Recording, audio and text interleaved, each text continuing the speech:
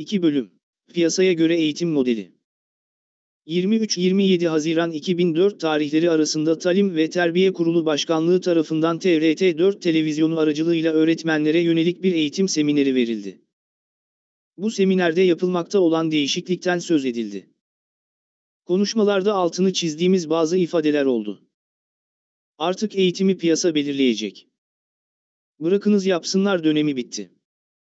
Eğitim toplumun ihtiyacına göre değil piyasanın ihtiyacına göre düzenlenecek. Piyasaya göre eğitim modeline geçiyoruz. Tüm derslerde müfredatı hafifletiyoruz. Bu kadar çok bilgi batıda üniversitelerde veriliyor. Bilgisayar ve İngilizce ağırlıklı olacak. Tüm dünyada müfredat ve eğitim yeniden düzenlenirken Türkiye bunun dışında kalmamalı. Şimdiye kadar dünyada yapılmış olan eğitim reformlarını ıskaladık, bu kez başaracağız.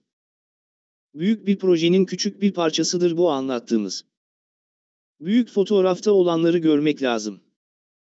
Metodolojileri değiştiriyoruz. Bildiğiniz bütün doğrular değişiyor.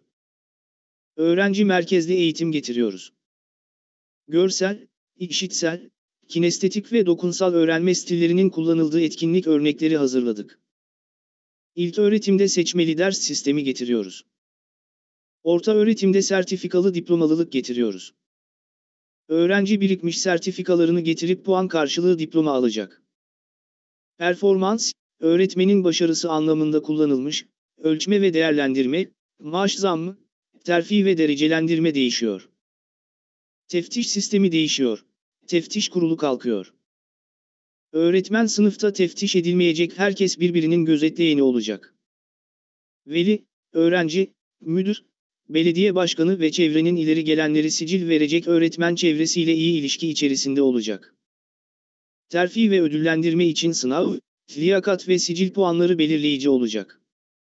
Bütün bu ifadelerin ne anlama geldiğini biraz açalım.